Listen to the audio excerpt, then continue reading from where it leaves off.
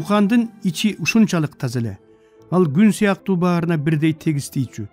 Мен өмүр бою балалыгын сактап калган эки гана кишини Мукан менен Уркашты көрдүм. Бир гана айырмасы Уркаш аба апенди чалыш, Мукан акылдуу болчу. Аскар Салымбековтай кудалуу болду. Бирок эч кимден жардам сурабаган Мукан бирдеме болсо эле Нуралыга келе берчү. Нуралы Муканга акча тыйындан көп жардам берди. Анын эстенелер келген жок. Кат жазгыла деген гениалдуу ырылары менен бир катарда турган, балким булардан да мыкты суусамыр аттуу укмуш ыры бар. Атаганат 1000 жыл кыйбырдай турган ыр эле. Ырчысы чыкпагандыктан ырдын багы дагы эле ачылбай келатат. Мукандын ырдалбай келаткан мыктырлары толтура. Кайранер катыра ишчү, бирок анын запою жок болчу.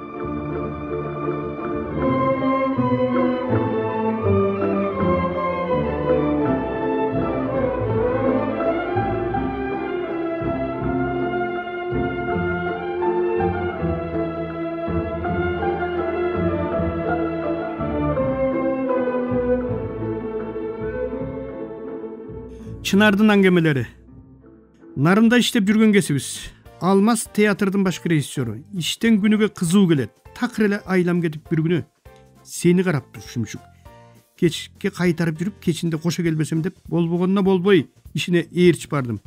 Алмаз репетиция жасап, мен анын кыбыр эткен ар бир кыймылына көз салып залда отургам. Нарын театрынын сахнасынын эки жагында эки эшиги бар эмеспи? Алмаз бир маалда эле эшикти ким аңырайтып ачып салган? Скважина кылып деп сүйлөнүп эле сахнанын оң жактагы эшигин көздөй жөнөп калды. Барып жаап кайра келди. Кулагыма үнү башкача угулгансыгандан ар кайсын ойлой билбейинчи деп тим болдум. Бир аздан кийин экинчиси да ачык турбайбы, жан эле жаап койгула деп эдим беле деп сол жактагы эшикти көздөй жөнөдү. Мен кургур анда деле чекишпейм. Бир маалда эле Алмазымдын тили бузула баштады. Жана эшикти жапкыла деп бекерге чуркабаганын ошондо түшүнүп жүрбөймбү? Оң богур десе көрсө күн мурунтан эки кишини эки катар эшиктин ортосуна коюп, сквознякты шылтоолоп, улам бир эшикти көздөй чуркап барып, барары менен мурунтан даяр турган эмелери арак куюп бере салып, ичип келип аткан турбайбы? Мен келесе анысын кайдан билем? Кайсы бирин айтайын. Дагы бир күнү үйдө болгондо да так маңдайымда креслодо соп-соо олтуруп элем мас.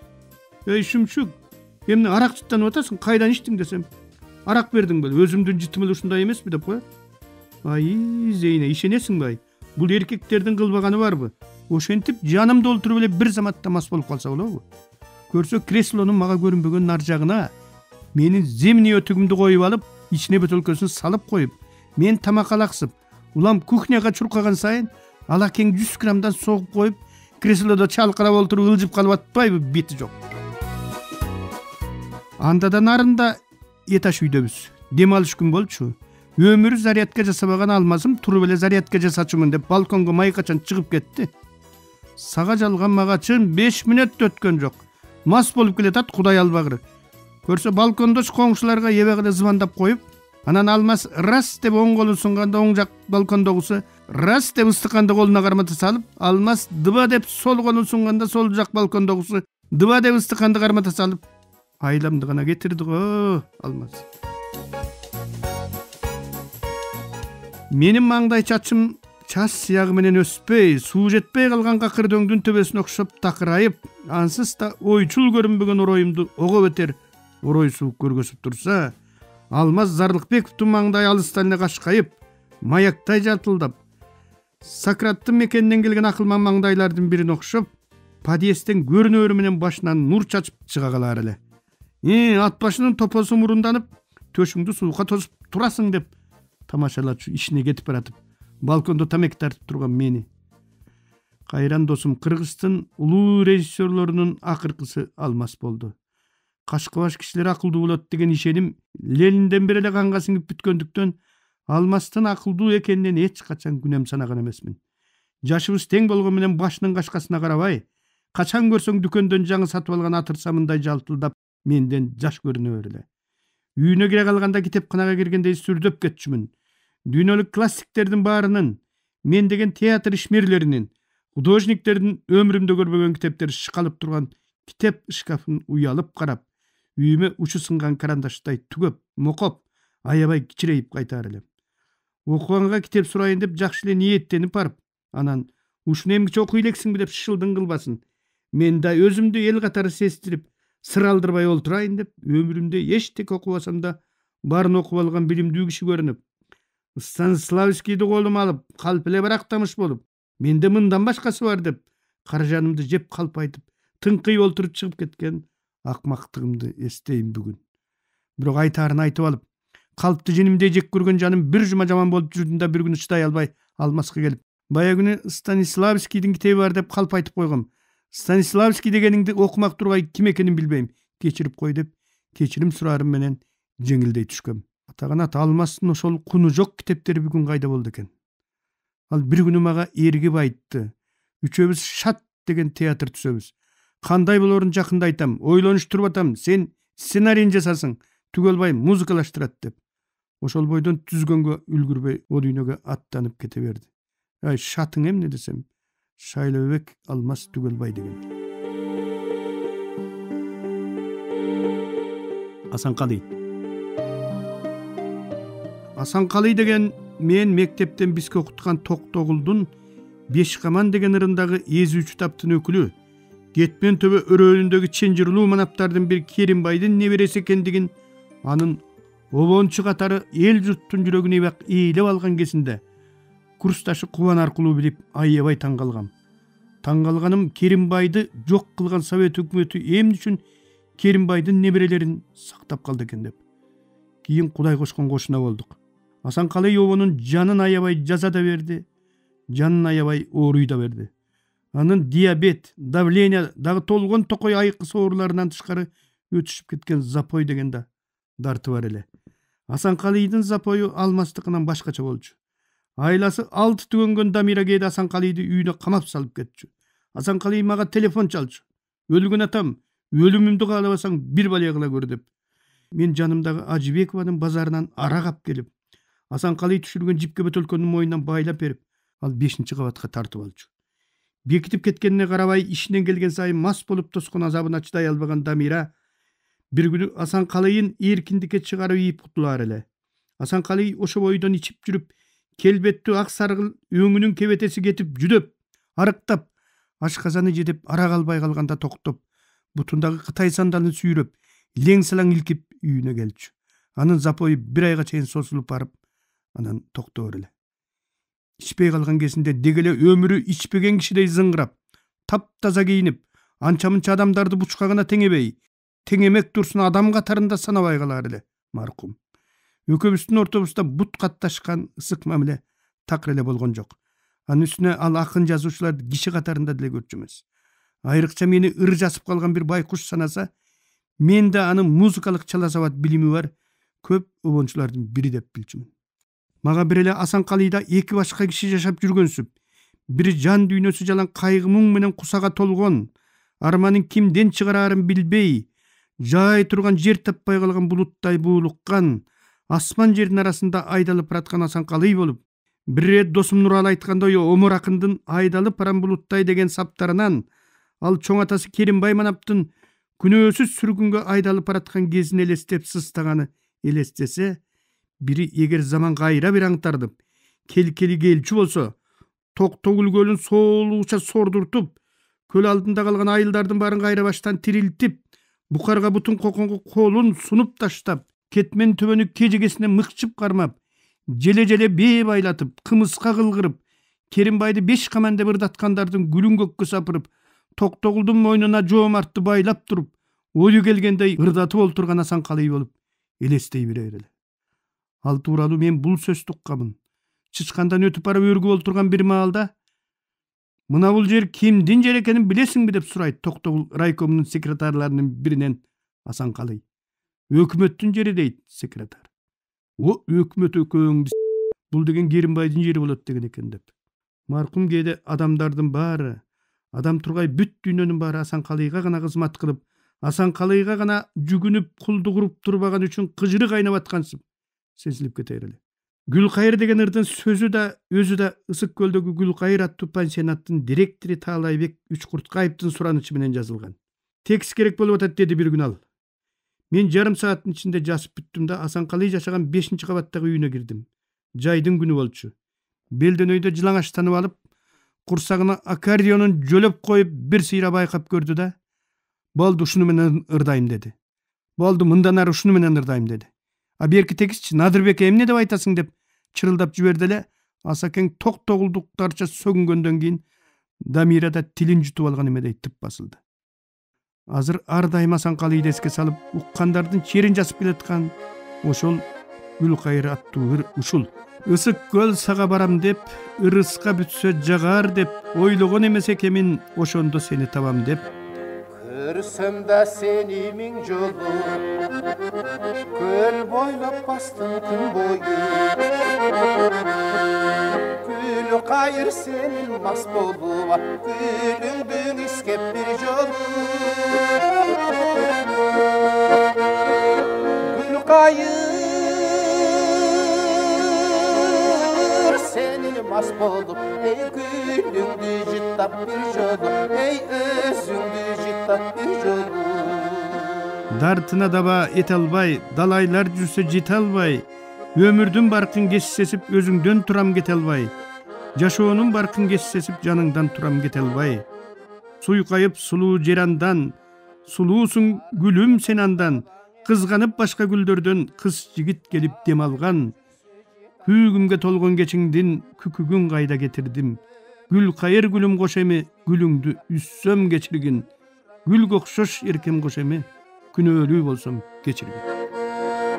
Jaşonun barkın geç bilip, ey canımdan turam get albay, ey özüngden turam get albay. Oşondan keyin Jalgıztyk degen ırga zakas berdi. Men 5-6 jıl murda jasılıp, kitepke çıkıp ketken Jalgıztyk degen ırımды berdim. Daröle jaktırıp, omonun jaskandan keyin birinci jolu Oşko barıp, Ырысбайга арналган кечеде ырдап келди. Тилекке каршы Жалгыздык ыр катары жакшы бушелек кезинде, чийки кезинде ырдалып элге жакшы тарабай калды. Аңгыча өзү да дүйнө салып кете берди. Асан Калайдын акыркы ыры ушул болду. Обондон сөз ашып турган бул ырды ким батынып ырдап чыгаар экен? Ырдаш кыйын го, анткени бул ырдын сөздөрү өтө оор. Жалгыздык. Jar göçkününgdü bütçerdey, can işin kalbay gütkündey. Jar albay koysam ne dedim, jalgızlık başka düşkündey. Jar almay koysam ne dedim,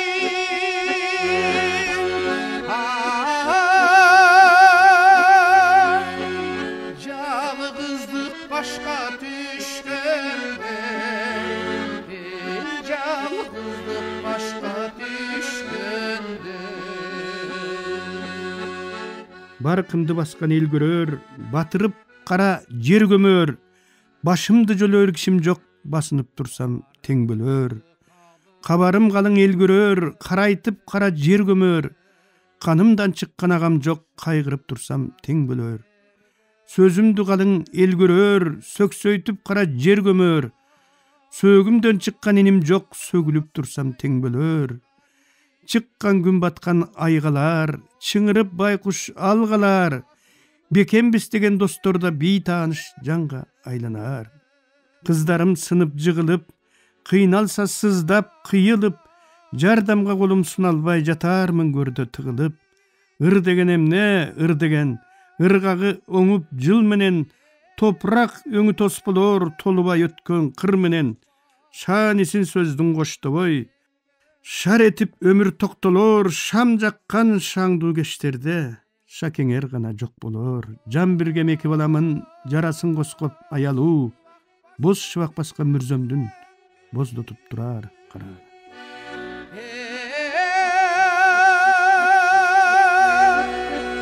Bozdotup durar kara, bozdotup durar kara.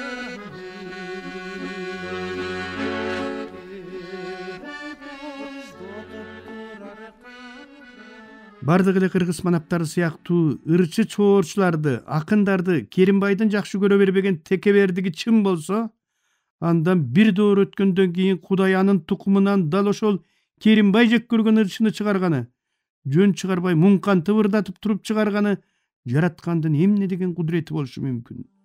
Бу да өзүнчө ой жорой турган иш.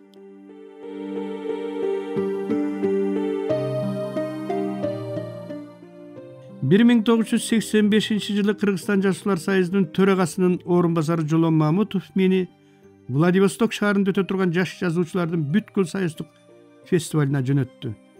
Жөкөн биз окуган университетке көп келип, ырларын окуп, жаңыдан жазып жүргөн биз да ырларыбызды Жолондун көзүнө түшүп калыш үчүн окуп, аны биз анча-мынча идиреги бар бизди ал жакшы көрүп калган кез болчу.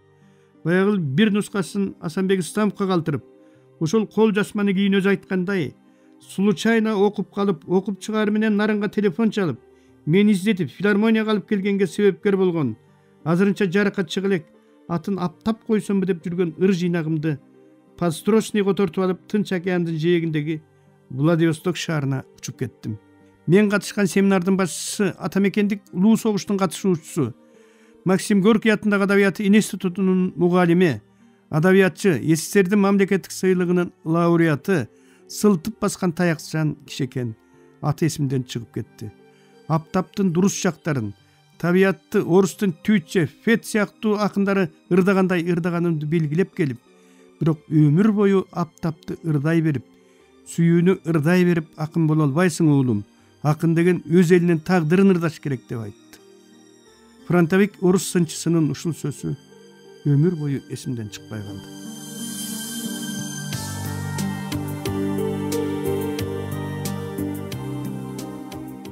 1984 жылы үй бүлөмдү шаарга көчүрүп келип, Тетиске жакын жердеги уйгур чалдын эки бөлмө временкасына кирдим. Улуу кызым Изат 2,5, андан кийинки кызым Жазгүл 1,5 жашта. Төркүйдүн кире беришине жападан жалгыз көскө басары буюмубуз болгон холодильнигибиз турчу. Моторунда мандем барынан аныбызда жөн иштебей, адегенде титиреп алып, анан төкөлдөш боюнча өзүнөн башка муздаткыч жоктон бетер жер сууну бусуп күйүлдөп кирер эле. Ошондо от ала элеккесте ооз күйдө ойноп олтурган кыздарым холодильник кайра токтогончо төркүйгө кире албай, төркүйдө олтурса ооз күйгө чыга албай коркуп турушчу. Анткен менен ай сайын 50 рубльдан төлөп, 6 айга кредитке алган ошол советтик Орский муздаткычы балдарыма деп сатып келген айран сүттү 27 жыл бою иритпей сактап, 27 жыл бою бузулбай иштеп берди. Кийин аны ошол бир кезде үннөн корккон тун кызым Изатка берип, дагы канча жыл анын балдарын сүт менен бакты. Муну мен советтик буюмдардын сапаты мыкты болгон үчүн эстеп олтурам. Аңгыча кайра куруу деген каптады. Эгерим кулабастай болгон доордун ооматы кетип, оодарылып баратты. Ошондо калкымдын канга сиңген, жанга баткан кайдыгерлигин буга чейинки акындардын бири да бирөөнө окшотпой ырдагым келди. Анан кенедейимден бери мени коштоп келаткан жетимдик тагдыр, мен туш болгон адилетсиздик, кара өзгөйлүк, эки жүздүүлүк, жүзү каралык, таш боорду кошул ташыл болуп ыргайланып, жүрөгүмдү тээп чыкты. Улам эргип, улам дем байлап, биринин артынан бирин жаздым. Жазгандарымдын сыясы кургай электе ошол кезде филармонияда жумушчу болуп иштеп жүргөн Сагынбек Момбеков баса калып, жетпеген жерге желек кылып, батпаган жерге байрак кылып, гитарына салып алып, жөн ырдабай аңды дөңдү карабастан чуркап ырдады. Атымды атпай журтка таанытты. Элибизге мени да өзүн да белгилүү кылды.